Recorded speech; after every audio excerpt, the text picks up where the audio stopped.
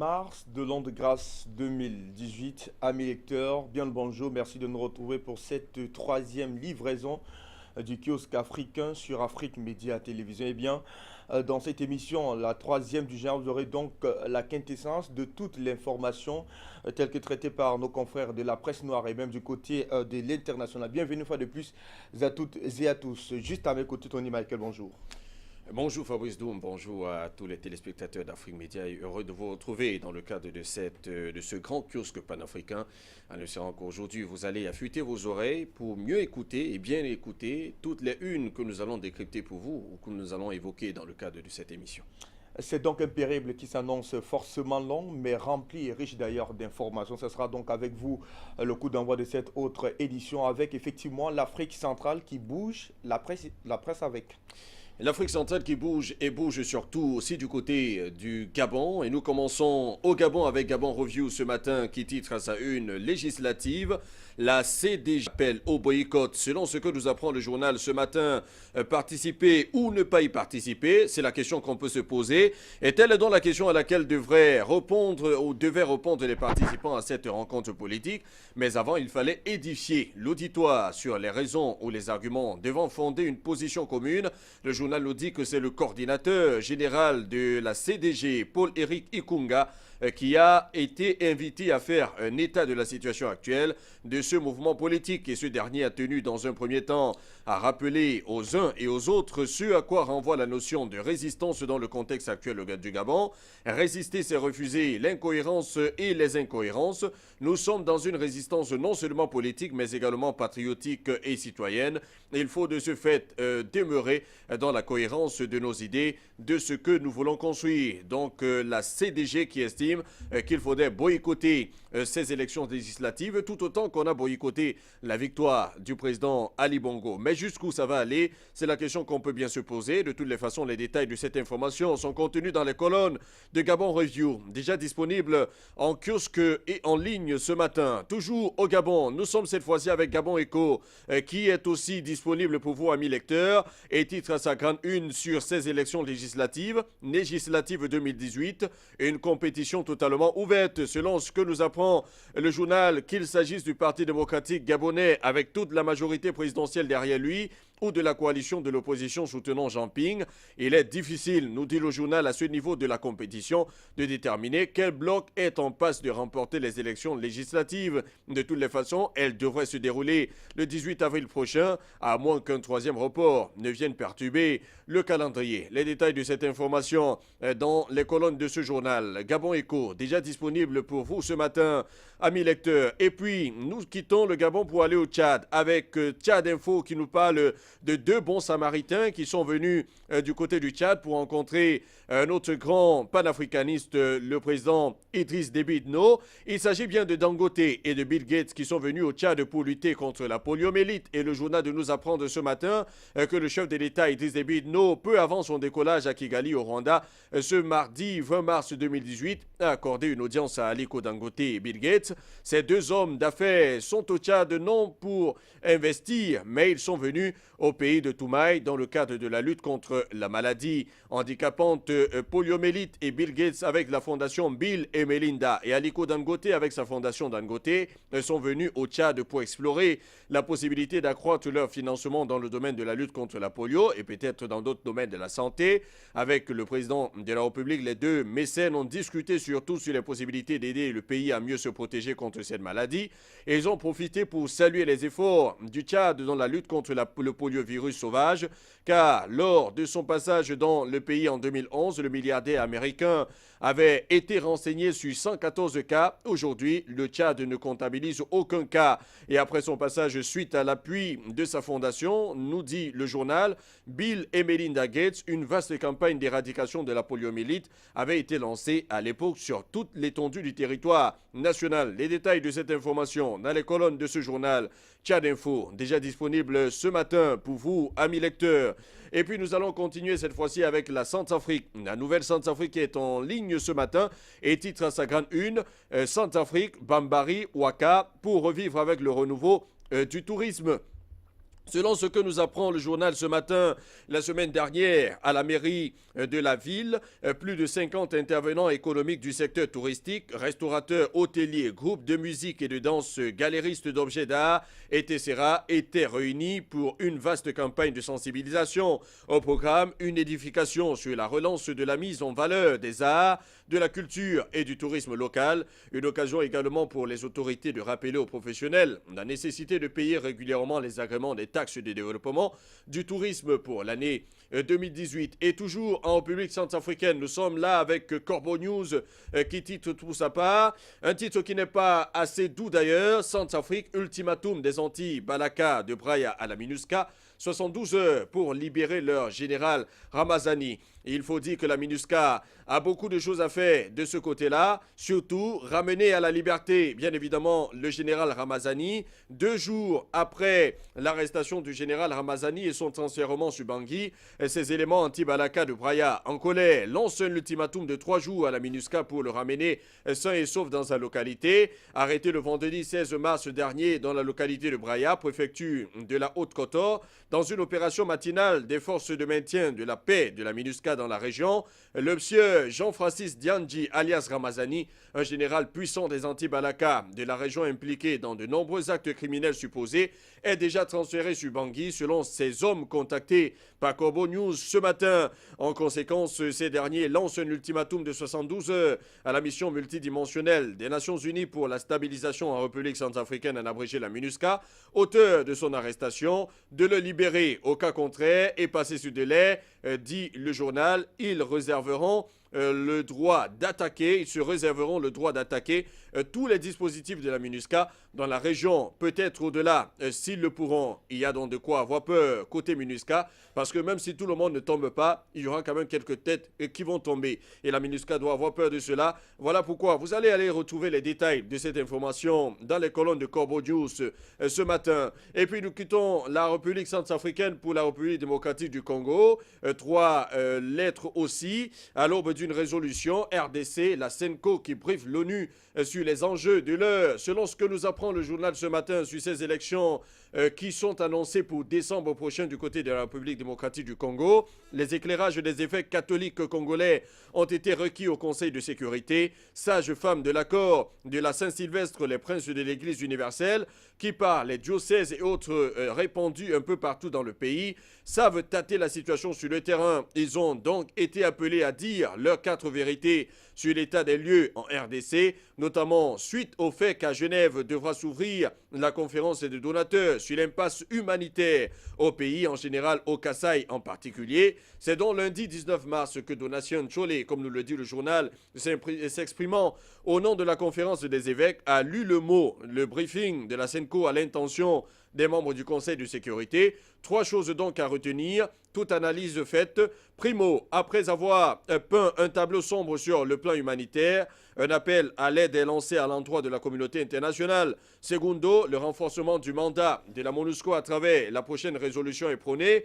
Enfin, la conférence épiscopale nationale du Congo sonne le glas par rapport au rendez-vous électoral de décembre. Des élections qui nous ramèneraient, selon le journal, en arrière serait un gâchis. Pour éviter cela, la SENCO convie l'ONU à faire uger la tenue des élections crédibles et apaisées au Congo-Kinshasa.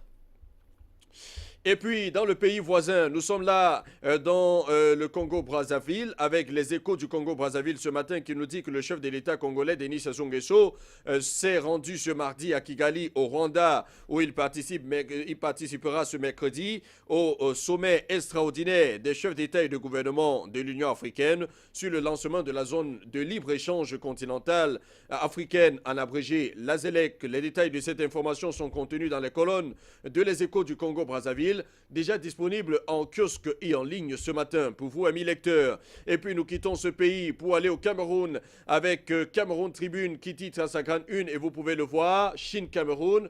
Paul Biya, demain à Pékin, le journal va dans une sorte de description de ce qui se prépare déjà de ce côté-là, en nous disant que dans la capitale chinoise, les préparatifs se peaufinent en vue de la visite d'État du président de la République, Paul Biya, dès aujourd'hui. Le temps est plutôt frais en cette fin mars à Pékin. avec un thermomètre qui oscille entre 0 et 16 degrés. Le pullover, le manteau et l'écharpe sont de rigueur. Il en faut pourtant plus que cette température basse pour avoir raison de l'ardeur au travail des vaillantes populations chinoises. Le journal qui nous dit que les larges rues de la capitale grouillent toujours autant de monde. À pied, à vélo ou en voiture, les Chinois sont en mouvement perpétuel. Ces scènes de vie dans les rues renvoient sans cesse l'image d'un peuple au travail qui a bien conscience de tenir son destin en main. Et avec cette description, on a tout l'air d'être déjà en territoire chinois pour vivre la visite, bien évidemment, du président camerounais Paul Biya, accompagné de son épouse Chantal Biya, qui seront là-bas pour des raisons véritablement professionnelles et pour aussi consolider la relation entre la Chine et le Cameroun. Et puis, nous quittons ce journal pour toujours rester au Cameroun, cette fois-ci avec l'anecdote qui parle d'une vague de l'opération Épervier et les raisons du coup de balai. Le journal de nous apprendre ce matin que depuis lundi, 5 personnalités sont aux arrêts, 4 dans les couloirs du TCS, une vingtaine interdites de sortie du territoire. Allez donc connaître les noms de ces personnalités en pages 3 et 5 de ce journal, l'anecdote de Jean-Pierre Amougou Belinga, qui est déjà disponible en kiosque ce matin. Et puis nous quittons de là pour Mutation, un autre quotidien camerounais qui parle aussi de cette opération Épervier en titrant à sa une Yaoundé, ambiance chez Atanganakuna. Atanganakuna, il faut le savoir, c'est l'ancien ministre des eaux et de l'énergie de ce côté-là. Et le journal de nous dit que des informations contradictoires circulent au sujet de l'ex-ministre interdit de sortie du territoire. Certains le signalent dans la capitale, d'autres en fuite au Canada. En tout cas, vous aurez les réponses. Il se trouve où en réalité? C'est en page 5 de ce journal Mutation qui est déjà disponible en kiosque ce matin. Et puis toujours au Cameroun, le soir, Tri-Hebdo est aussi en kiosque ce matin. Le journal nous apprend à sa grande une concernant cette opération Épervier que ces gestionnaires indélicats sont en train de passer un sale temps dans ce pays-là. De nouvelles interpellations des ministres, des ex-DG, des ex-recteurs et cadres de société. Et quand on parle des ex-recteurs, on se souvient tout simplement que l'ex-recteur de l'université de Douala, Bruno Bekolo Egbe, a aussi été interpellé. Et bien évidemment, il devra répondre de ses actes parce qu'il avait été accusé de corruption et surtout de détournement de deniers publics à l'université de Douala à l'époque. Alors, d'en savoir ce qui va véritablement se passer dans ce pays-là avec cette vague d'arrestations et d'interpellations, bien évidemment, de ces ex-gestionnaires de la fortune publique. Et puis, on continue toujours au Cameroun avec cette fois-ci l'œil du Sahel qui est disponible en kiosque ce matin. Le journal de Gibaï Gaïtama parle de gouvernance ce matin à sa une. Comment Biya fragilise les gestionnaires publics? En croire ce journal, on aurait presque peur de devenir ministre dans ce pays-là ou tout simplement directeur d'une société publique parce qu'après l'exercice de ses fonctions, on risque fort bien de se retrouver dans les geôles de ce côté-là. Et puis, on continue ce matin avec Ouesteco qui nous parle de la présidentielle de 2018 et nous dit comment le RDPC, le Rassemblement démocratique du peuple camerounais, le parti au pouvoir, transforme les chefs bamileke en fingons. Les fingons, c'est tout simplement les suiveurs ou tout simplement ceux qui acceptent ce que fait le régime en place pour se maintenir au pouvoir. Et le journal de nous dit qu'ils sont utilisés par le RDPC pour réduire son érosion dans certaines localités. Les chefs traditionnels de l'Ouest violent leur statut de ciment religieux de leur communauté et travaillent contre les intérêts du peuple. Les détails de cette information sont à lire dans Ouest Echo ce matin qui nous parle aussi de crise au sein de la Panthère d'Undé. Le préfet du Onkam qui interdit un match pour éviter des rixes. On se demande comment Célestine Kéchakoutez a pris cela du côté de Baganté, de ce côté-là. De toutes les façons, les informations, les détails de ces informations sont contenus dans les colonnes de Ouest Echo, ce premier journal national d'information régionale, déjà disponible en kiosque pour vous, amis lecteurs. Et puis, Info Matin est aussi disponible ce matin avec le maintien de Madeleine Tuinté au gouvernement. C'est le grand titre qu'on peut lire à la une de ce journal. Le coup qui dit merci à Paul Biya. On parlait des Fingons tout à l'heure. hier, eh bien, Info Matin revient sur le maintien de Madeleine Tuinte au gouvernement en nous disant que les forces vives de ce département du Konki de l'Ouest promettent par ailleurs un plébiscite au chef de l'État lors de la présidentielle. Un ministre nommé, eh bien, un plébiscite pour le président de la République. Les détails de cette information en pages 9 et 11 de ce journal. Mafia foncière à Kribi, toujours sur le même journal Info Matin. Agression à la machette au nom de Koum Abesike. 2 assauts en 5 jours par des gens se réclamant d'une ministre qui veut s'accaparer un terrain privé dans la cité baléaire. C'est assez courant du côté du Cameroun. Les détails de cette information dans ce journal. Et nous sortons de l'Afrique centrale ce matin avec le quotidien de l'économie qui écrit à sa grande une Cameroun-Chine, diplomatie économique, ne ratée de Paul Biya. Le journal de nous dit ce matin que là où d'autres chefs d'État prospectent, trouvent de nouveaux débouchés, décrochent de bons de commandes et des financements pour les entreprises de leur pays, eh bien les hommes d'affaires camerounais dénoncent l'annulation du forum d'affaires annoncé à marge de la visite du président de la République qui s'ouvre demain en Chine. De toutes les façons, les détails de cette information sont contenus dans les colonnes du journal Le Quotidien de l'économie, déjà disponible en kiosque ce matin. Et nous quittons l'Afrique centrale pour l'Afrique australe. Avec cette fois-ci Lusaka Time, ça commence plutôt chaud dans ce pays-là avec effectivement le Parlement zambien à la une donc du quotidien Lusaka Time qui nous dit d'ailleurs que Baoman Lusambo a été suspendu pour 30 jours tandis que Jean Kapata obtient un sursis. De quoi est-ce qu'il s'agit? Eh bien, il faut dire que le président de l'Assemblée nationale, Patrick Matimbini, a suspendu le ministre Baoman Lusambo de la province de Lusaka au service de la maison pour une période maximale de 30 jours. Le président a déclaré que la conduite de ce dernier de Lusambo d'avoir agressé un collègue dans l'enceinte du Parlement ne correspond pas à la conduite attendue d'un député et plus encore d'un véritable ministre. C'est au cours d'une décision du président sur un rappel au règlement soulevé par Shishimba Kabwili contre le ministre de la province de Copperbelt, Baoman Lusambo. C'était donc au Parlement hier. Du côté de la Zambie, le conseil municipal de Lusaka est déchargé pour la collecte des déchets. Moi, les refuse d'accepter les excuses pour un manquement aux rebiches.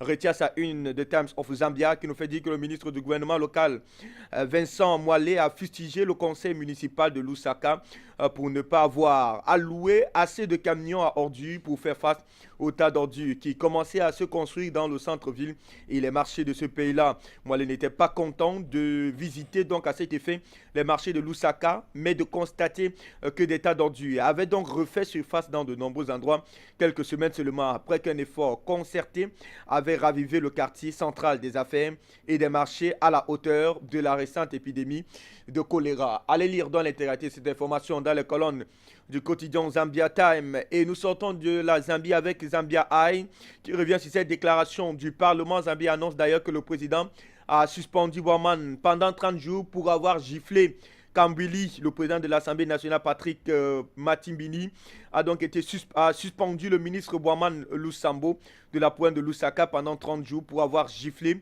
Shishimba Kambili. Et le journal pense d'ailleurs que le docteur Matimbini était plus indulgent avec le ministre des Terres, Jean Kapata, lui infligeant une suspension de 7 jours pour avoir versé de l'eau sur le député Raon PF. Mais la Chambre, après un vote électronique, en a décidé tout simplement autrement.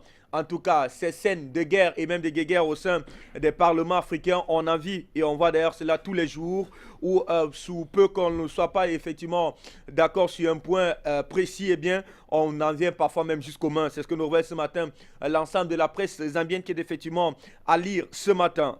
Avec The Herald, nous sommes bel et bien au Zimbabwe. Le président a accueilli, félicité à Kigali. C'est ce que nous renseigne ce matin la une du quotidien de Herald qui nous fait dire que le porte-parole du président George Charamba a rejeté les affirmations des médias sociaux selon lesquelles le président Mnangagwa aurait été empêché d'assister aux sessions du sommet extraordinaire de l'Union africaine à Kigali au Rwanda, en disant que le président avait non seulement été félicité au foie à 2 reprises avant le sommet, mais occupé à assister à un forum d'affaires précédent ce dit sommet-là. En tout cas, l'affirmation de M. Mnangagwa, telle que nouvelle, le journal n'a pas été bien accueilli par l'Union africaine. au Zimbabwe, restons-y, puisque nous y sommes, les avocats d'ailleurs des droits de l'homme exhortent le gouvernement à répondre rapidement aux grèves soulevées par les médecins. Note à sa une ce matin de Zimbabweans qui nous fait dire que les avocats des droits de l'homme sont préoccupés par le fait que le gouvernement du Zimbabwe n'a pas résolu rapidement la grève en cours des médecins et de certaines infirmières dans les hôpitaux publics. Les médecins travaillant dans les hôpitaux publics ont donc été en grève ces dernières semaines, telles que nouvelle ce matin, de quotidien de Zimbabwean. Nyasata, nous sommes là au Malawi, à sa une, l'opposition du Malawi, l'opposition Malawi, les consommateurs entre Ngeko, Eskom sur une panne d'électricité prolongée. La principale opposition, le parti du Congrès du Malawi, MCP, a accusé le Parti démocratique progressiste, le PDP, de colporter des mensonges après donc les coupures de courant persistantes dans le pays et accusé Electricity Generations Company et Genco d'avoir trompé tout simplement les Malawites. La suite à lire ce matin dans les colonnes de Nyasa Time. Plus de 400 adultes s'inscrivent dans les écoles secondaires, apprend-on du journal de Namibian, puisque nous sommes bel et bien là du côté de la Namibie, qui nous fait savoir qu'en 2016, les écoles primaires en Namibie ont inscrit plus de 11 000 élèves âgés de plus de 16 ans, tandis que 476 personnes âgées de 25 ans et plus sont donc inscrites dans les écoles secondaires. La vice-ministre de l'Éducation, Anne Gapi Pondoka, a dévoilé ces statistiques au nom du ministre de l'Éducation dans le cadre du système d'information sur la gestion de l'éducation en 2016 et la semaine dernière au Parlement.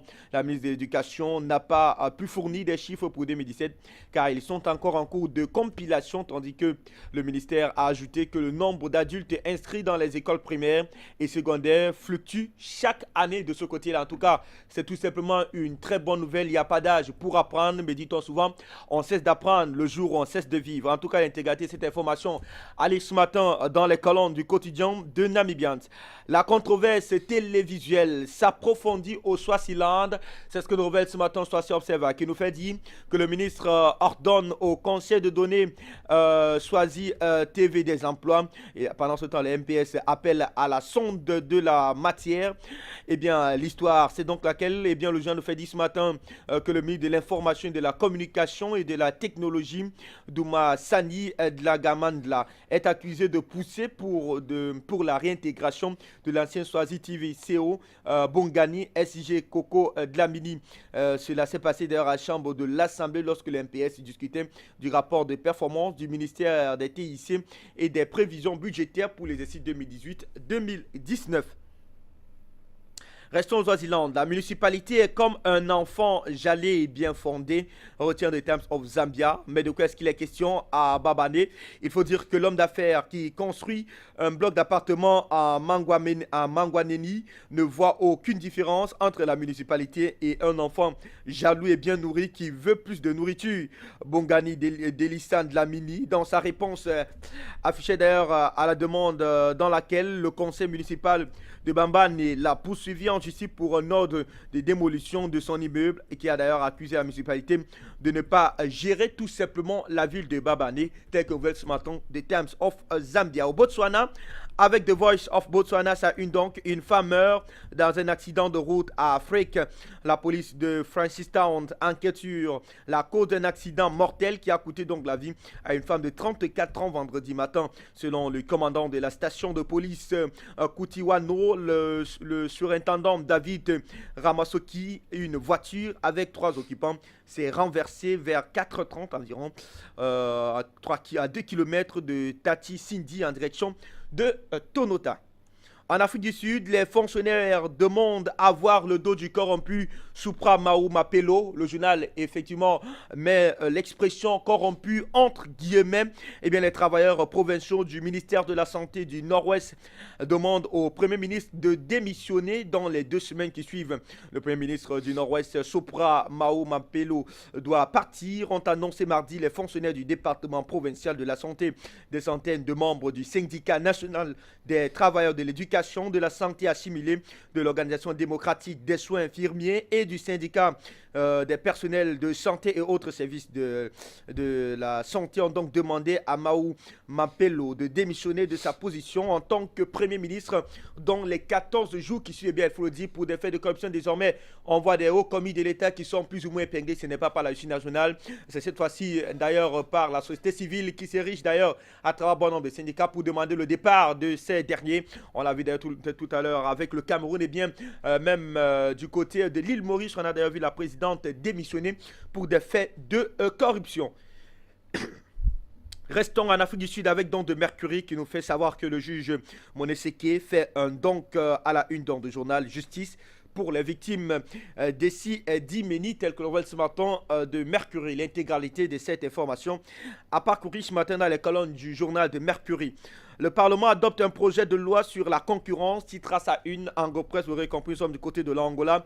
Le journal fait savoir que le Parlement angolais a approuvé à l'unanimité lundi le projet de loi sur la concurrence qui vise donc à promouvoir la compétitivité des différents agents économiques et l'efficacité dans la location des facteurs de production et de distribution des biens de services. Approuvé avec 183 votes des membres présents, le projet de loi sera maintenant examiné dans la spécialité. Il établit la création de l'autorité de régulation de la concurrence qui doit donc prévenir et sanctionner les agissements des agents économiques qui ne respectent pas les règles et les principes de la concurrence dans ce pays qu'on appelle tout simplement l'Angola. Et bien de quoi peut-être redonner ouf de soulagement, mais surtout un élan de développement et même de croissance à l'économie angolaise qui est en nette croissance depuis quelque temps, depuis justement l'arrivée de cet homme Loaro Lourenço à la tête de cette nation qu'on appelle l'Angola, qui est à la manœuvre et à la baguette d'ailleurs de bon nombre de mutations du côté de l'Angola, qui savait désormais être un État plus que jamais propice à l'investissement des étrangers. L'intégralité de cette information à découvrir ce matin dans les colonnes d'Ango Press. Nous sortons de l'Afrique australe avec cette fois-ci le journal d'Angola qui est naturellement en kiosque depuis quelques heures et nous parle donc cette fois-ci de l'incivisme dans ce pays-là. Plus de la moitié ont entre 16 et 28 ans à la une du journal. Les jeunes sont la majorité dans le national. Eh bien, je viens de faire savoir que plus de la moitié des 23 254 détenus dans les 40 établissements pénitentiaires du pays ont donc entre 16 et 28 ans, ce qui fait donc 11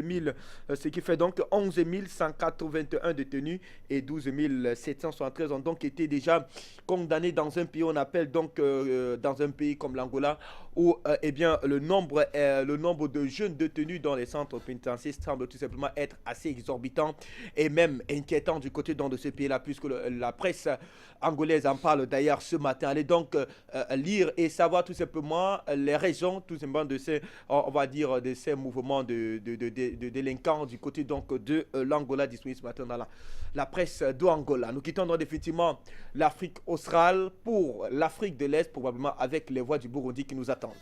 Avec les voix du Burundi, Iwaku, il n'existe aucune manœuvre constitutionnelle permettant de bloquer le projet de révision de la constitution de Pierre Nkurunziza. Nous n'en disons pas plus sur cette actualité. Allez tout simplement lire avec beaucoup d'intérêt cet article de notre confrère Jérémy Minani qui a eu l'intelligence de faire lire la lettre du professeur Steph sur cette question de la révision constitutionnelle analysée au préalable par l'ambassadeur Anatole Bokanamouo concernant le plébiscite constitutionnel prévu au mois de mai de cette année en cours.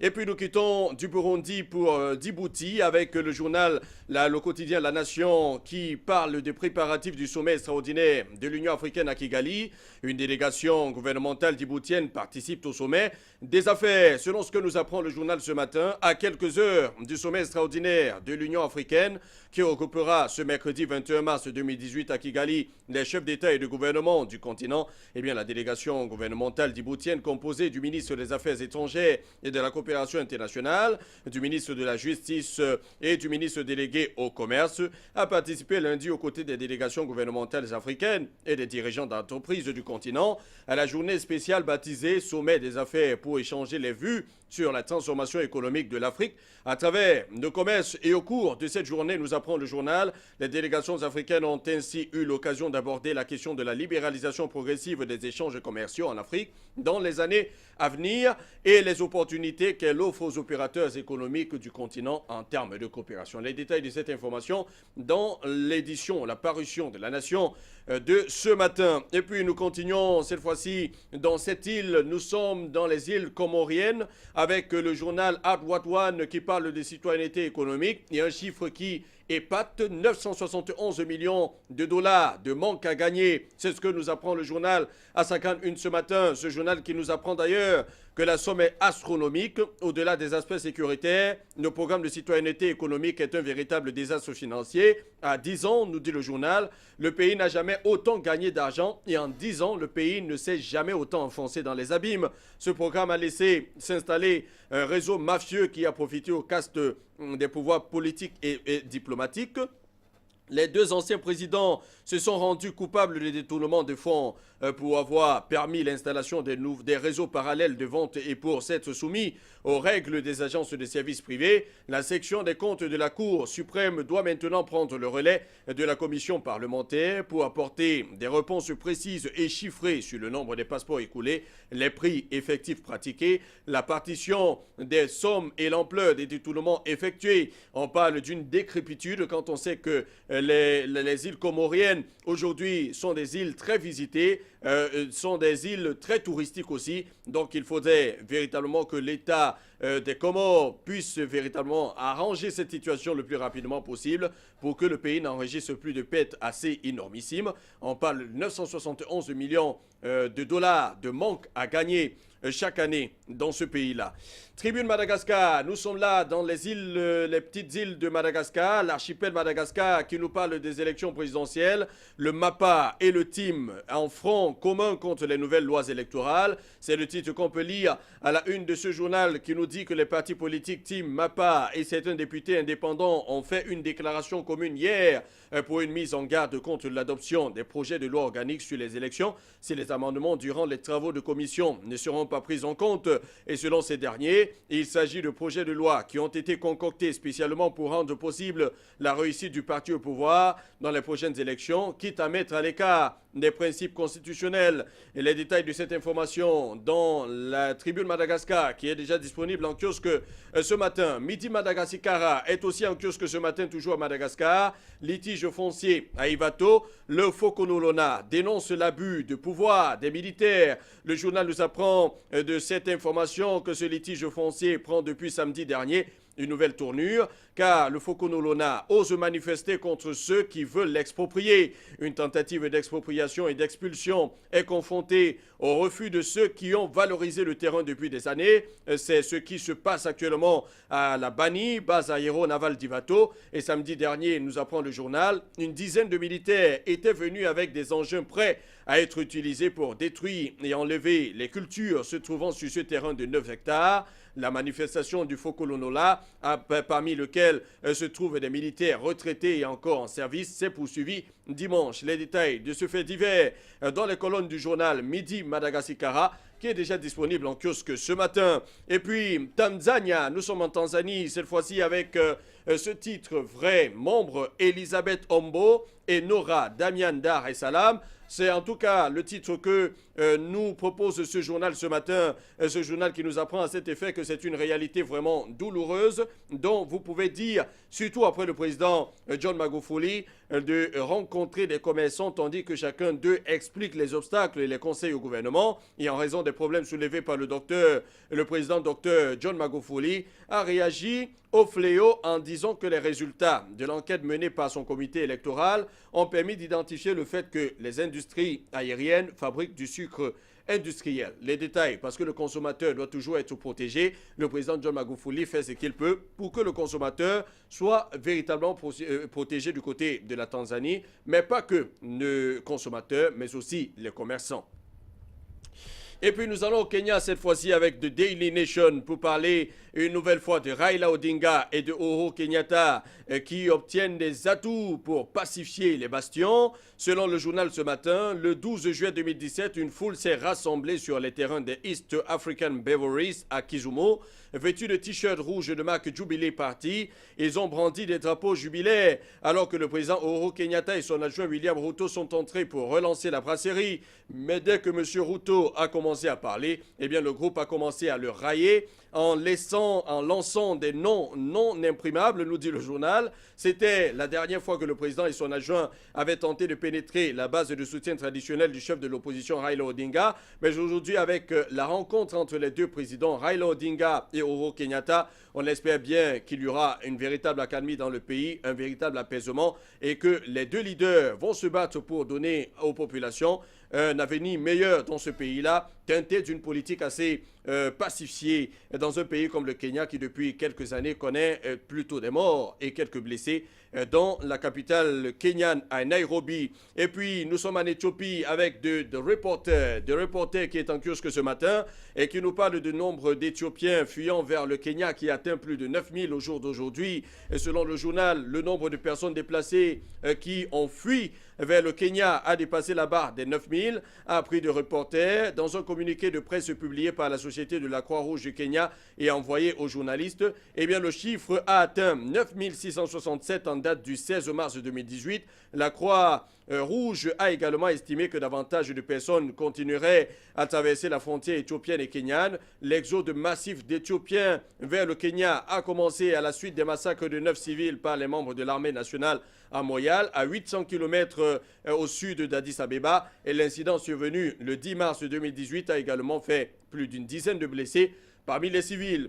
Toujours en Éthiopie, The Ethiopian Herald est aussi en kiosque ce matin. Mettre l'accent sur la langue maternelle, eh bien, c'est cette vague qu'on observe dans beaucoup de pays aujourd'hui. Eh bien, et The Ethiopian Herald pense qu'il faut mettre l'accent sur la langue maternelle. De nombreux chercheurs conseillent d'ailleurs au gouvernement de promouvoir des politiques et des stratégies qui contribuent à l'éducation de base dans les langues maternelles. Le gouvernement éthiopien a travaillé dans ce sens malgré les contraintes. Certains disent que le pays doit faire beaucoup d'efforts pour faire progresser l'éducation en langue maternelle. Plus tard, en février, le monde a été célébré en accordant une attention particulière à la diversité linguistique et en invitant le monde entier à célébrer cette journée en autant de langues que possible afin de rappeler que la diversité linguistique et le multilinguisme sont essentiels pour le développement durable. Et on sait que certains pays l'ont déjà compris, le Sénégal par exemple avec le Wolof et d'autres pays l'ont suivi, bien évidemment le Mali avec le Malinké et beaucoup d'autres pays d'ailleurs qui ont compris que la diversité linguistique dans ce pays ne peut être qu'une richesse mais pas un désastre pour les nations africaines. Et puis nous quittons de là pour aller en Ouganda avec New Vision qui nous parle de l'homme qui se noie dans les chutes et laisse la mariée en larmes. Et vous voyez à l'écran deux personnes qui viennent tout à peine de se marier et lors des séances photos, eh bien, le marié décide d'aller aussi s'asseoir à côté de la chute et pendant que ses amis le filment, et puis un faux pas, il se retrouve dans la chute, il se noie. La mariée, à peine quelques heures après le mariage, se retrouve sans mari. Elle est veuve. Les détails de ce fait divers à retrouver dans le New Vision en Ouganda ce matin. Et puis, nous quittons de là pour aller au Rwanda avec The New Times qui écrit à sa une « L'Union africaine mobilise ses membres pour un accord commercial historique ». Selon ce que nous dit le journal ce matin, le président de la Commission de l'Union africaine, Moussa Faki Mahamat, a exhorté les pays africains à ratifier et à mettre en œuvre l'accord sur la zone de libre-échange continentale africaine, déclarant qu'il accélérerait la croissance économique tant attendue du continent. Mahamat a lancé cet appel lors de l'ouverture de la 18e session extraordinaire du Conseil des ministres de l'Union africaine à Kigali lundi dernier. Et puis nous sortons de l'Afrique de l'Est ce matin avec Sudan Tribune, qui est aussi en kiosque ce matin et nous parle du Soudan du Sud qui suspend les opérations de télécommunication des Vivacel. Selon ce que nous dit le journal, l'autorité nationale de la communication souhaite informer le public que les opérations de l'opération du réseau mobile Vivacel ont été suspendues à compter du 20 mars 2018, conformément aux directives du ministre de l'Information, de la Communication et des Postes. Et selon ce que nous apprend le journal, la décision de suspendre Vivacel a suivi les directives du ministre de l'Information qui a dirigé la mise en œuvre de sa décision, mais qui n'entrera en vigueur qu'après une semaine pour les clients locaux et immédiatement pour la communication internationale. Quand la qualité des services n'est pas bonne, eh bien, le pays se doit bien de prendre les mesures qui s'imposent, même s'il faut suspendre Vivacel, c'est assez important pour que la qualité des services prime sur les autres choses, sur l'intérêt de la multinationale qui vient investir dans le pays. Et nous sortons de l'Afrique de l'Est, bien évidemment, avec ce Soudan Tribune ce matin, Fabrice Doum. Pour l'Afrique du Nord, avec la nation El Watan qui est naturellement en kiosque et en ligne ce matin, le journal algérien qui semble consacrer sa une ce matin à cette grève, à répétition, on va le dire, des médecins résidents dans ce pays-là. Donc à la une du journal, grève des médecins résidents, saut dans l'inconnu, fin de citation. Les services de sécurité ont donc empêché, nous dit le journal hier, les médecins résidents de tenir leur rassemblement à la faculté de médecine de Ben Aknoun. Des unités d'intervention ont donc violemment réprimé leur manifestation, faisant donc plusieurs blessés parmi les résidents. Eh bien, le journal nous replonge donc dans ces émotions-là, alors dans ce véritable film et ce bras de fer entre les médecins résidents avec tout simplement les forces armées de ce pays-là. Eh bien, la une retenue ce matin par nos confrères du journal El Watan précise ou alors nous permet tout simplement de comprendre comment est-ce que la tension était visiblement vive de ce côté-là, où les médecins résidents semblent un tout petit peu, on va le dire, aller pousser le bouchon un peu plus loin, tel que le réclament et le déclarent d'ailleurs les autorités de ce pays-là. À lire absolument dans les colonnes de El Watan. L'ex-président français est désormais en garde à vue, ce n'est pas nous qui le disons. Nous tenons cette information du quotidien Liberté qui est naturellement disponible en ligne ce matin. Il nous fait savoir Sarkozy-Kadhafi à la une de Liberté, crime et châtiment. L'information est loin d'être anodine, nous dit le journal. L'ex-président français Nicolas Sarkozy est donc en garde à vue depuis mardi matin. Les médias internationaux se sont relayés pour annoncer ce nouveau rebondissement dans l'affaire du financement libyen de la campagne présidentielle de 2007. L'ombre de Muammar Kadhafi plane toujours sur la vie de l'ex-maire de Neuilly. 7 ans après donc sa disparition, il continue de faire bousculer son pays et même l'Hexagone. Des millions de Kadhafi ont donc permis à Sarkozy de devenir président, un statut avec lequel le Français a attaqué la Libye en 2011 et qui a d'ailleurs engendré l'assassinat du guide de la Jamaïriya. En tout cas, M. Nicolas Sarkozy est donc désormais depuis quelques heures épinglé par la justice française pour ce financement, on va dire, plus ou moins illicite de sa campagne présidentielle par M. Muammar Kadhafi, et bien lui-même qui s'était d'ailleurs érigé en bourreau contre le gouvernement de ces derniers avec dans ses forces de l'OTAN qui avait donc frappé en plein jour sous le regard impuissant de tout un continent. Et bien celui qui se faisait considérer comme désormais le guide libyen, pourquoi pas le guide africain. À lire dans ce matin dans les colonnes du quotidien Liberté, on parle d'une baisse de 96% sur les 2 premiers mois. Important recul dans le déficit commercial, remarque le quotidien Le Jour, nous sommes bel et bien en Algérie, qui nous fait dire qu'au cours dans les 2 premiers mois de l'année en cours, le déficit commercial de l'Algérie a atteint 97 millions de dollars contre 2,33 milliards durant la même période de 2017, soit une baisse de 2,23 milliards correspondant à un recul de 96% selon les douanes. En tout cas, l'intégralité de cette information à connotation commerciale sont donc à découvrir ce matin dans les colonnes du quotidien Le Jour. Le parti politique algérien à la recherche d'un nouveau souffle, note la dépêche de Kabylie qui nous fait savoir ce matin que les mutations politiques enregistrent le pays depuis un certain nombre d'années ont donc induit de nouvelles donnes, perturbant fortement les schémas basiques sur lesquels fonctionnaient jusqu'ici ces différents partis soumis donc à d'intenses perturbations. Ces derniers sont actuellement à la recherche d'un nouveau souffle. Et bien l'intégralité de cette information à lire en page 3 du quotidien, donc le soir d'Algérie, autant pour moi qui est naturellement en kiosque depuis quelques heures. Fête de la victoire, diversité et confrontation de programmes, course au pouvoir, Bouteflika, appel à la concurrence politique, note cette fois-ci donc la dépêche de Kabylie.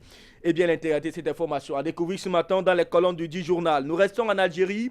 Ouya aujourd'hui au sommet de l'Union africaine, la zone de libre-échange sur la table des discussions. Le Premier ministre Ahmed Ouya représentera, nous dit le journal, aujourd'hui à Kigali, capitale rwandaise, le président de la République Abdelaziz Bouteflika au sommet extraordinaire de l'Union africaine. Les chefs d'État participants auront donc à débattre du lancement officiel de la zone de libre-échange continentale. La suite dans les colonnes de la Nouvelle République qui est naturellement kiosque depuis quelques heures. L'Expression quotidien est également disponible.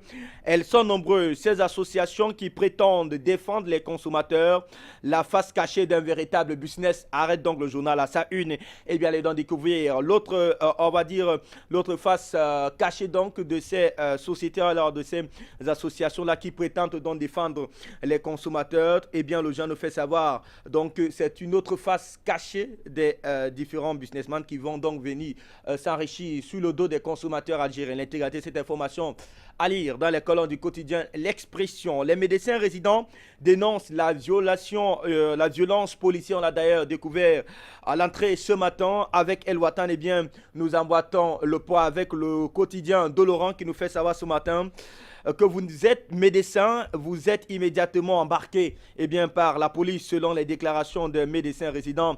C'était dans lundi, le conflit des médecins résidents qui a, selon le journal, franchi un autre palier dans le bras de fer entre cette corporation et le gouvernement avec une présence massive des forces de police aux abords de la faculté de médecine de Ben Aknoun sur les hauteurs d'Alger où les entrées se faisaient au compte-gouttes et difficilement, selon un membre du collectif autonome des médecins résidents algériens, Camra, qui a d'ailleurs dénoncé les brutalités policières faites donc à ce corps médical qui est donc composé des médecins résidents du côté donc de l'Algérie. On le sait depuis quelques temps, et bien ce corps est tout simplement paralysé. Bon nombre de revendications qui ont été formulées ont donc tout simplement été jetées dans la poubelle par M. Ahmed Ouya, qui n'a pas trouvé juste de répondre favorablement. En tout cas, nous fait savoir la presse de ce côté-là. Le gouvernement est en pleine tractation pour sortir, effectivement, pour trouver une sortie de crise à ces médecins résidents qui paralysent derrière tout le secteur de la santé dans ce pays qu'on appelle l'Algérie.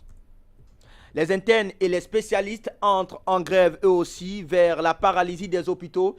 S'interroge le midi libre ce matin qui nous fait savoir que les internes en médecine des hôpitaux d'Alger ont entamé hier une grève générale illimitée selon le collectif autonome des médecins résidents algériens. En tout cas, ça brûle désormais entre le gouvernement algérien et les médecins résidents de ce côté-là.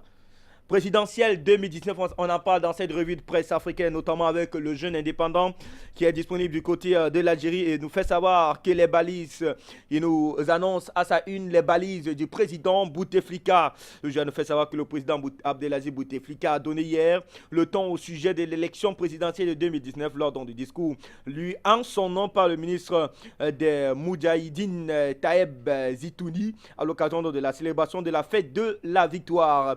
À moins d'un an de l'élection présidentielle, ce qui se déroulera sur la scène politique nationale 2019 sera tout simplement déterminant, nous dit le Jeune Indépendant. Et c'est cela que le président Bouteflika semble suggérer à travers son message destiné à l'ensemble de la classe politique, mais aussi aux futurs candidats à la course présidentielle. À lire en page 3 du dit journal. Sommet extraordinaire de l'Union africaine à Kigali, à la une de El Moudjahid. Il faudra donc lever les entraves aux échanges entre États, c'est ce que nous dit d'ailleurs la une du quotidien El Moudjahid qui croit désormais savoir qu'il faut briser les frontières et entrer de plein pied dans ce véritable accord de libre-échange des États africains qui, pour bon nombre d'observateurs, surtout d'économistes africains, pensent tout simplement que cela va permettre tout simplement à une espèce de concertation des capitaux, mais surtout à permettre à certains États moins développés de pouvoir, pourquoi pas, lancer visiblement et probablement leur économie. À lire absolument ce matin dans les colonnes du quotidien El Moudjahid. Et bien toute l'Afrique est donc dirigée ce matin du côté donc de Kigali.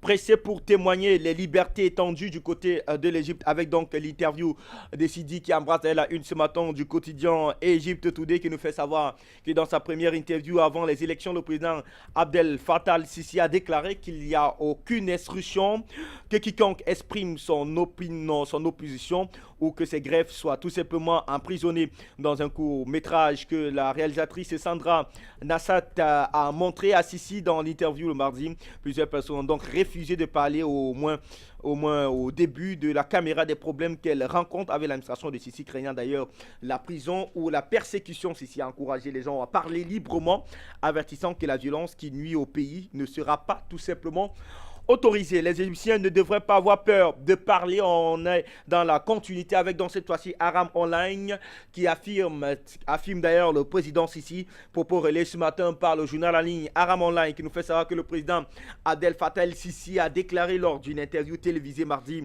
que les Égyptiens ne devraient pas avoir peur de parler librement et qu'il n'est pas responsable du fait qu'il ne sera pas confronté à une forte concurrence lors des prochaines élections présidentielles dans ce pays-là qu'on appelle l'Égypte, où visiblement M. Abdel Fattah el-Sisi semble se dédouaner et même décliner tout simplement ces accusations qui sont faites à son égard sur le fait qu'aucune opposition, alors aucune candidature de l'opposition n'a été retenue par l'organe qui gère tout simplement la tenue des élections du côté de l'Égypte. Eh bien, Abdel Fattah el-Sisi dit tout simplement qu'il n'est pas le responsable de la non-officialisation de ces candidatures de l'opposition.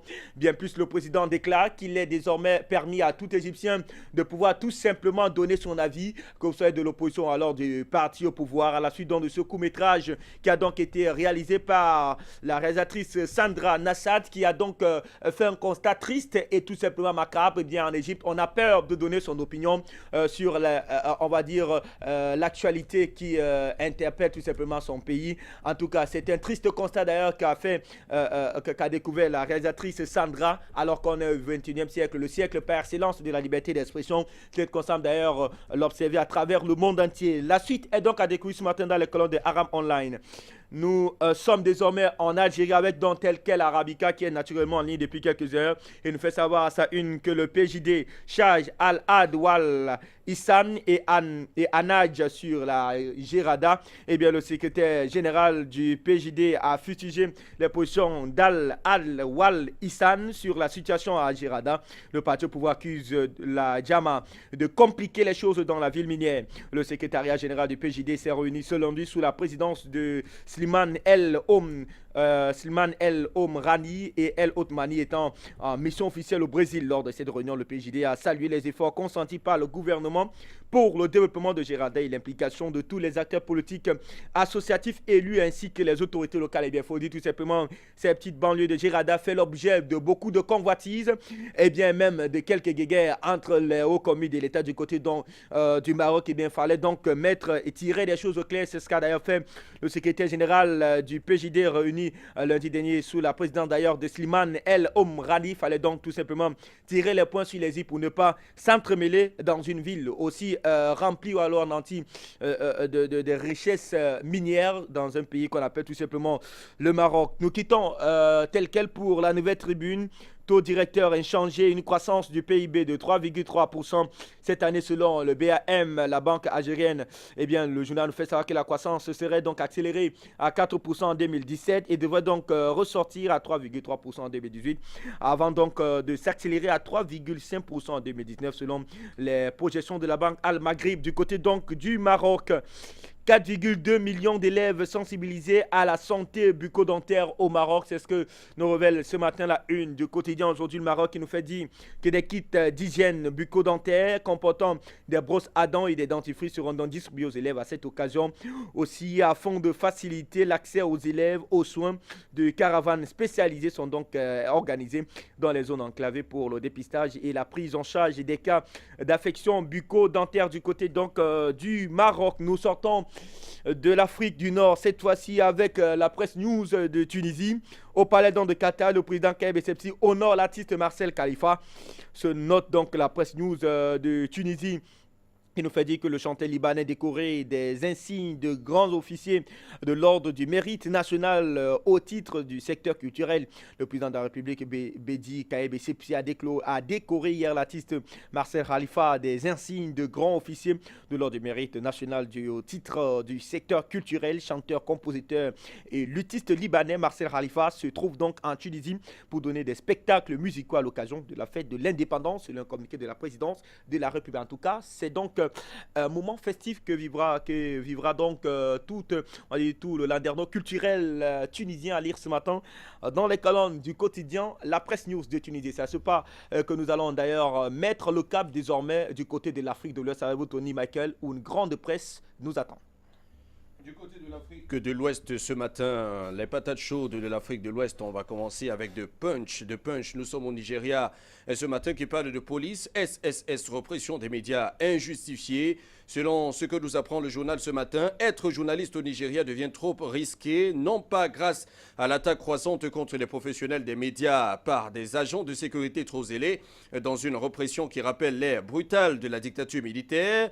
Nous apprend le journal, les agents de la police nigériane et du service de sécurité de l'État ont eu recours au harcèlement des journalistes pour des raisons légitimes. Ces mesures draconiennes ne sont pas justifiées par les agents de sécurité. Sans presse libre, la démocratie est condamnée, précise le journal qui indique que l'inspecteur général de la police Ibrahim Idriss et le directeur général de la SSS Lawal Daoura devraient prendre des mesures contre les agents qui dépassent leurs limites dans l'exercice de leurs fonctions. Eh bien, le journalisme est menacé dans beaucoup de pays africains, en espérant que cette fois-ci, avec la SSS du côté du Nigeria, M. Lawal Daoura prendra les dispositions pour que les journalistes soient moins muselés du côté du Nigeria. On reste au Nigeria avec le Daily Trust qui nous accueille ce matin et nous parle de Buhari qui donne un ultimatum de 2 jours au MDA pour soumettre un budget à l'Assemblée nationale. Selon le journal ce matin, le président Muhammadu Buhari a demandé aux agences, sociétés et entreprises publiques de soumettre les détails de leurs prévisions budgétaires pour 2018 aux commissions compétentes de l'Assemblée nationale. Au plus tard, le vendredi 23 mars 2018 prochain, le secrétaire du gouvernement de la Fédération, Boss Guida Mustafa, a transmis des directives dans une circulaire datée du 19 mars 2018 à tous les ministères, départements et agences. À bon entendeur, salut du côté du Nigeria avec ce journal Daily Trust, des gens qui ce matin. Au Libéria, The Daily Observer est en ligne, est en kiosque ce matin. Un législateur accusé de comportement anarchique. Et lorsqu'un législateur est accusé de comportement anarchique, comment fait-il pour rester législateur? C'est une question qu'on peut bien se poser. En tout cas, le journal nous dit que Bae Kayou Kandakai, un résident de Nipuiton, dans la vieille ville de Sinko, a menacé Yeke Kourba, législateur du district électoral numéro 10 de Montserrado, d'avoir pénétré illégalement et violemment dans sa résidence privée lors d'un raid contre un ghetto dans le district. Et le raid du ghetto a été mené avec l'aide d'une brigade mixte du Libéria et de la police nationale, provoquée par de nombreuses activités criminelles présumées, notamment les vols à main armés affectant grandement les habitants de la communauté et ses environs. Les détails de cette information contenus dans les colonnes de ce journal de Daily Observer au Libéria qui est déjà disponible en kiosque ce matin. Au Ghana, Daily Guide est aussi disponible en kiosque. Nous ne mettons pas en place une base militaire au Ghana. C'est ce que disent les États-Unis d'Amérique. Les États-Unis d'Amérique qui se sentent un tout petit peu morveux et disent qu'ils ne mettent pas en place une base militaire au Ghana. En tout cas, le journal nous apprend que les États-Unis d'Amérique ont rejeté les informations selon lesquelles ils construisent une base militaire au Ghana. Un communiqué de l'ambassade des États-Unis au Ghana qui a déclaré que les États-Unis n'ont pas demandé, n'ont pas l'intention d'établir une base ou des bases militaires au Ghana. La déclaration vient après qu'un document divulgué a révélé que le gouvernement du Ghana a approuvé un accord avec les États-Unis d'Amérique pour établir une base militaire au Ghana et permettre ainsi également l'accès illimité à une foule d'équipements et d'exemptions fiscales étendues aux militaires des États-Unis d'Amérique. Et cette information tombe à pic lorsqu'on parle en ce moment de toutes ces bases militaires qui sont sur les territoires de certains pays africains. Et on se demande bien si l'Afrique est devenue un véritable champ de bataille et que c'est une base par excellence pour mener tous les raids aériens et terriens. En tout cas, c'est la question que se pose Daily Guide de ce matin au Ghana qui dément l'information selon laquelle les États-Unis d'Amérique ont demandé à installer une base militaire dans ce pays-là. Les détails dans ce journal. Nous quittons du Ghana pour le Togo avec d'abord Togo Matin qui nous parle du Togo qui valide le programme pays du Fonds vert pour le climat. Selon le journal ce matin, le ministère de l'Environnement et des Ressources forestières a organisé le jeudi 15 mars 2018 à Lomé en collaboration avec Fonds vert pour le climat et le Centre de suivi écologique, un atelier national de validation de haut niveau du programme pays Fonds vert pour le climat du Togo. Et cet atelier s'inscrit dans le cadre du projet de préparation du Togo à l'accès au FVC et regroupe les représentants des ministères sectoriels, des organisations non gouvernementales, du secteur privé et public et des collectivités locales. Il a pour objectif, nous indique le journal, entre autres, de valider le document du programme pays du Fonds vert pour le continent, de présenter le dit programme et recueillir des informations complémentaires sur les priorités du Togo en matière d'adaptation et d'atténuation. Et puis on va continuer toujours au Togo avec cette fois-ci la nouvelle opinion qui est en kiosque ce matin et vous pouvez le voir à la une. Tiki Achadam qui appelle à une option militaire pour délivrer le Togo.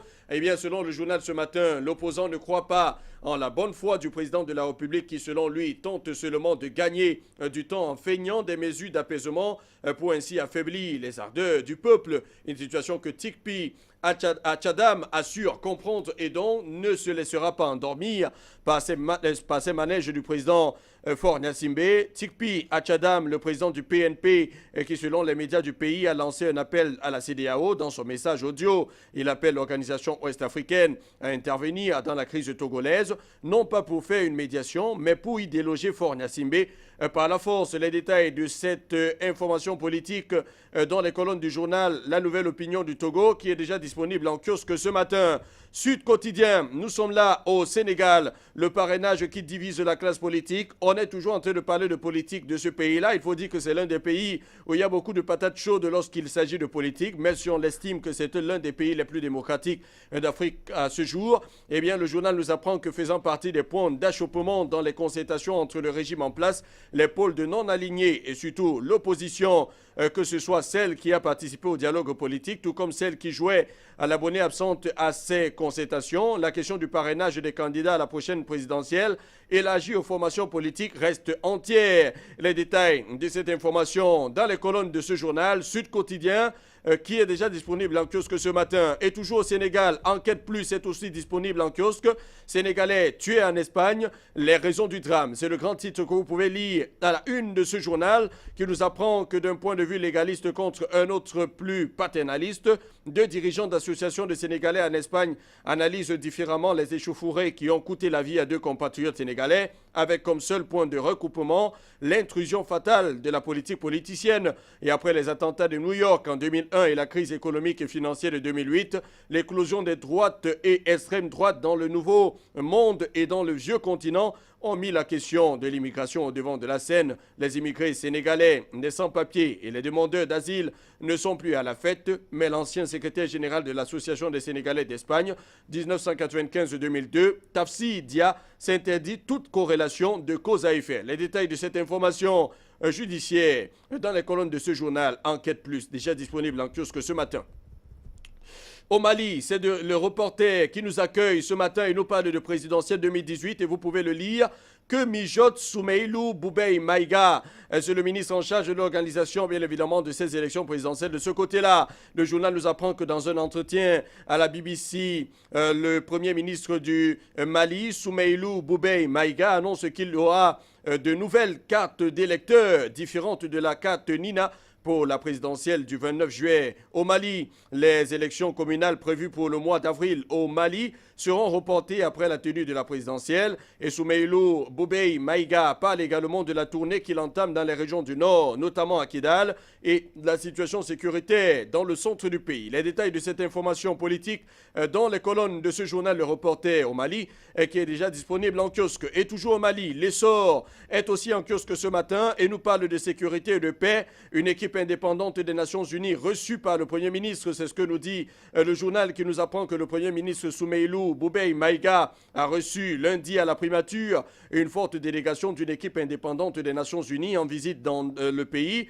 dans le cadre de la revue stratégique de la mission multidimensionnelle intégrée des Nations Unies pour la stabilisation au Mali, en abrégé la MINUSMA. Eh bien, le journal indique que la délégation était conduite par l'ancien représentant ou l'ancienne représentante spéciale du secrétaire général de l'ONU au Libéria et au Soudan du Sud, Madame Hélène Margaret Lodge. Les détails de cette information et de cette visite dans les colonnes de ce journal L'Essor, déjà disponible en kiosque ce matin. Et au Niger, le Sahel nous accueille ce matin avec ce titre, le président Issoufou Mohamedou, champion de la ZLEC depuis hier dans la capitale rwandaise. Le journal nous apprend à cet effet que le président de la République, chef de l'État, son Excellence Issoufou Mohamedou, est en visite depuis lundi dans l'après-midi à Kigali, au Rwanda, où il participera au sommet extraordinaire de l'Union africaine sur l'examen et la signature des instruments juridiques sur la ZLEC, zone de libre-échange continentale africaine. À son arrivée à l'aéroport international de Kigali, le président Issoufou Mahamadou a été accueilli à la passerelle de l'avion présidentiel par le président du Rwanda, président en exercice de l'Union africaine, son Excellence Paul Kagame, un président qui est souvent qualifié dans son pays comme le PDG parce qu'il gère le pays exactement comme une entreprise. Voilà pourquoi le pays prospère au jour d'aujourd'hui. Et après le passage en revue des troupes, les deux chefs d'État ont eu un entretien en tête-à-tête au salon d'honneur de l'aéroport. Les détails de cette visite et des coulisses de cette rencontre entre le président Paul Kagame et celui du Niger, Mahamadou Issoufou, contenus dans les colonnes de ce journal déjà disponible en kiosque, c'est le Sahel. Et puis nous quittons de là pour le Burkina Faso avec le pays qui est en kiosque ce matin et parle du sommet de Kigali sur le libre-échange libre-échange en Afrique quand Buhari met les pieds dans le plat. C'est le titre qu'on peut lire à la une de ce journal qui nous apprend que le sommet extraordinaire de l'Union africaine, ouvert le 17 mars dernier à Kigali au Rwanda, doit refermer ses portes ce 21 mars par un acte historique, la signature d'un accord cadre de la zone de libre-échange continentale. Et du moins, c'est ce qui est prévu dans l'agenda des chefs d'État et de gouvernement membres de l'organisation continentale. Et le président Muhammadu Buhari du Nigeria compte bien s'y impliquer véritablement afin de promouvoir ce libre-échange aussi du côté du Nigeria. Toujours au Burkina Faso, Sidouaya est aussi en kiosque ce matin. Sarkozy et ses casseroles. Ça, c'est le titre qu'on peut lire en petite une à la une de ce journal Sidouaya. Le journal qui nous se pose la question de savoir si c'est la fin de l'impunité pour l'ancien président français, Nicolas Sarkozy, la soixantaine révolue qui a maintes fois trempé dans des affaires douteuses sans être réellement inquiété. Une chose est sûre, nous dit le journal, le passé pas moins sulfureux de ce leader de la droite en retrait de la vie politique semble l'avoir rattrapé le mardi 20 mars 2018. D'après des informations exclusives divulguées par le journal Le Monde, l'ex-chef d'État français aurait été entendu hier et placé en garde à vue au tribunal de Nanterre. Le cadre des soupçons de financement illicite de sa campagne par le défunt guide libyen Mohamed Kadhafi lors de la présidentielle de 2007. De toutes les façons, les panafricanistes sont sereins sur cette question. Ils estiment que c'est le moment est venu pour que Nicolas Sarkozy se retrouve véritablement dans les geôles. Peut-être qu'il ne mourra pas, mais qu'on notera quand même la foudre qui se passe bien évidemment dans les geôles et avec les autres prisonniers. Un président qui se retrouve en prison, c'est quelque chose à venir voir du côté de la France.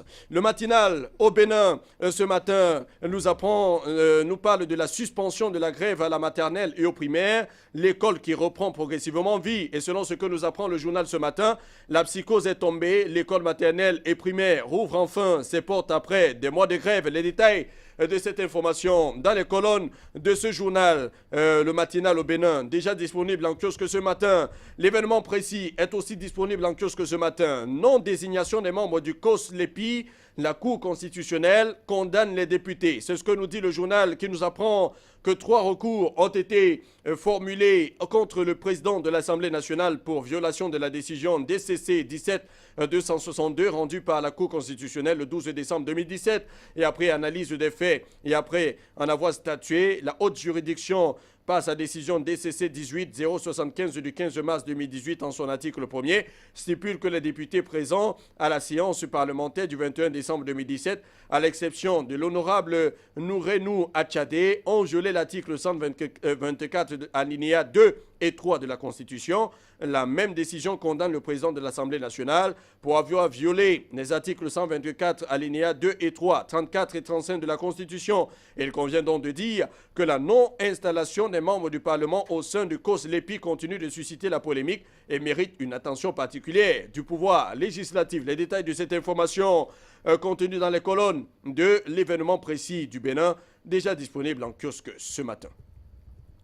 Et puis nous allons en Côte d'Ivoire immédiatement avec Tikenja Fakoli. Il continue de faire parler de lui depuis quelques jours. Je vous parlais des patates chaudes en Côte d'Ivoire. On en a véritablement. Tikenja Fakoli qui dit qu'il faut éviter une sortie d'Alassane Dramane Ouattara par la petite porte. Eh bien, le journal nous dit que ça ne sera pas une bonne initiative pour l'actuel président ivoirien de briguer un 3e mandat comme le souhaite certains de ses proches. C'est ce que pense l'international reggaeman ivoirien Tikenja Fakoli. Il le lui déconseille fortement au travers d'un entretien accordé à RFI mardi 20 mars 2018. C'est pas une bonne idée. Le combat aujourd'hui pour la nouvelle génération, c'est contre le troisième mandat, affirme Tiken Jah Fakoly en citant l'exemple de la lutte au Congo-Kinshasa. Selon lui, accorder un troisième mandat au président en Côte d'Ivoire, ce serait donner des idées à la Guinée, au Mali et Tessera. Mais si Tiken Jah insiste-t-on pour un retrait de Ouattara, nous dit le journal, c'est pour que ce dernier ne ternisse pas son image. Il faut éviter une sortie d'Alassane Dramane Ouattara par la petite porte depuis Houphouët-Boigny. Aucun président n'a bâti la Côte d'Ivoire comme Alassane Dramane Ouattara. Je souhaite qu'il finisse en beauté parce que cela va donner un exemple à son successeur. Assure l'artiste, on voit bien derrière ces déclarations le jeu de Tiken Jah Fakoly. Les détails de cette information dans les colonnes de ce journal. Le jour plus est aussi en kiosque ce matin. RHDP, accord parfait entre Bédié et Ouattara. Lors d'un meeting en hommage au président du PDCI à Yamoussoukro, nous dit le journal, le chef du secrétariat exécutif de son parti, le ministre Maurice Kakou Kikaroué, a fait une révélation sur la question de l'alternance en 2020 qui oppose les alliés du Rassemblement des Oufouettistes pour la démocratie et pour la paix. Le RHDP, l'actuel numéro 2 du parti sexagénaire, a laissé entendre au sujet de ce passage du témoin qu'il a eu un gentleman agreement entre les deux principaux leaders de la coalition au pouvoir. Il y a eu bel et bien une promesse d'alternance entre Bédié et Ouattara. Le moment venu, le président Bédié vous dira le lieu où la promesse a été faite et le témoin qui était là. Avait lâché Maurice Kakou Kikaroué, par ailleurs président du groupe parlementaire du PDCI RDA. Peut-être que Bédié va nous dire à quel moment cette alliance a eu lieu ou alors à quel moment cet accord a eu lieu, mais nous avons déjà l'information. De toutes les façons, l'Inter nous donne l'information ce matin et nous parle de parti unifié alternance de 2020, Bédié qui piège Ouattara. Eh bien, le journal nous dit ce matin que c'est au cours d'un dîner organisé à la résidence du Sphinx à Daoukro le 14 septembre 2014 que le pacte a été conclu. En vue d'un comité plus restreint, l'ex-président a demandé à Ahmed Bakayoko de se retirer. Ainsi, 3 hommes étaient autour de la table, Bédié, Ouattara et Guillaume Soro. Vous comprenez donc le 3e homme qui était dans cette alliance-là, dans cet accord. Il s'agit bel et bien de Guillaume Soro qui précise le journal, avant d'ajouter que c'est à ce moment que le président du PDCI RDA a remis à Ouattara le texte de son discours du 17, appel de Daoukro, dans lequel il évoque la promesse d'alternance au pouvoir.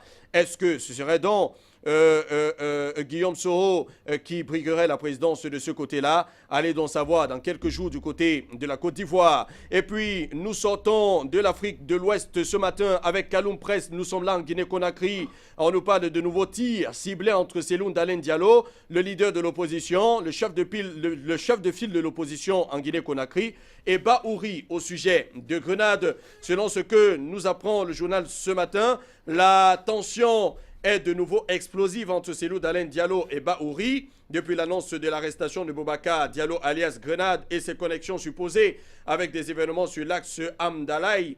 Anko 5, les 2 hommes se livrent à une véritable guerre médiatique, chacun usant de tous ses mots pour abattre son prochain. C'est Bahouri qui a ouvert le feu, nous dit le journal en premier, sur son ancien président. Dans une première sortie, il a d'abord accusé ce dernier d'être le protecteur et le mentor de Boubacar Diallo Grenade. Et Cellou Dalein Diallo n'avait pas hésité à saisir la balle au rebond pour formuler sa réplique, s'exprimant au cours d'une assemblée générale de sa formation le samedi dernier, comme nous informe le journal ce matin. Le chef de file de l'opposition a parlé d'un argument ridicule visant à le décrédibiliser vis-à-vis de sa base. Les détails de cette lutte politique dans les colonnes de ce journal Kaloum Presse de la Guinée qui est déjà disponible en kiosque ce matin. Et nous partons à l'international. Pour prendre quelques journaux disponibles donc du côté de la France, avec donc Le Monde d'Afrique dans sa version électronique qui est naturellement disponible ce matin. Pourquoi les oiseaux disparaissent, s'interroge Le Monde à sa une. Le journal ne manque pas de consacrer l'une de ses fenêtres au dossier Nicolas Sarkozy. Et titre d'ailleurs, Nicolas Sarkozy placé donc en garde à vue, avec Le Figaro qui est également en kiosque ce matin et s'intéresse à la Syrie et nous fait savoir que les Kurdes abandonnés donc par les Occidentaux, les armes françaises tuent au Yémen, remarque dans le journal La Croix qui est aussi en kiosque depuis quelques heures, qui nous apprend d'ailleurs que l'ACAT et Amnesty International en sont convaincus. La France n'est pas loin de violer ses engagements internationaux en fournissant des armes et la coalition engagée donc du côté du Yémen. Sarkozy, le retour aux affaires, note donc Libération, placé donc à garde à vue mardi matin dans l'enquête sur le financement libyen présumé de sa campagne présidentielle de 2007. L'ancien chef de l'État voit donc, selon le quotidien, les taux judiciaires se resserrer autour de lui, un danger renforcé par les soupçons de primes en cash versées au pétiment de son quartier général. L'intégralité de cette information a découvert ce matin dans les colonnes du quotidien Libération.